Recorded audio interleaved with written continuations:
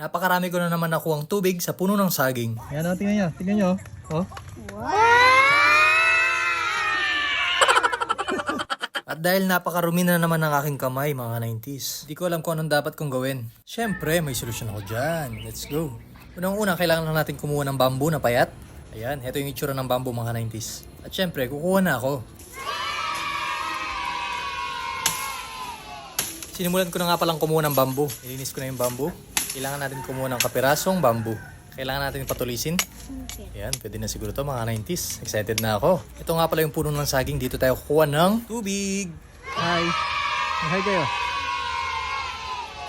At dahil napakaraming bata dito mga 90s, gusto daw nilang manood sa akin. Hi! Wow!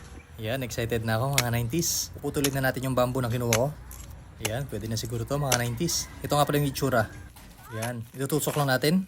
Tusok-tusokin lang natin para lumabas yung katas. Wow! Ayan na, pwede na siguro to mga 90s. Maghintay lang tayo ng 5 minutes.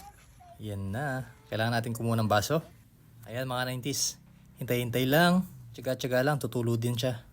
Naku, bakit ayaw tumulo mga 90s? Pero sa katawan niya, tumutulo na. Ayan o, siguro kulang lang siya sa tusok. Tusok-tusok lang hanggang lumabas yung katas. Ayan.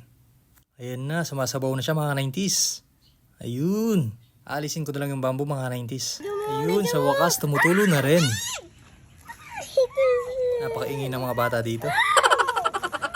Excited sila mapuno tong baso. Meron.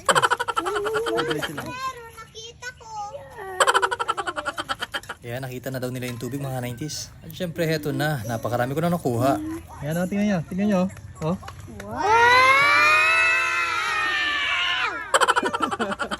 Salamat naman, makapaghugas na ako ng kamay. Alright. O paano? Hanggang dito na lang tayo mga 90s. Bye-bye!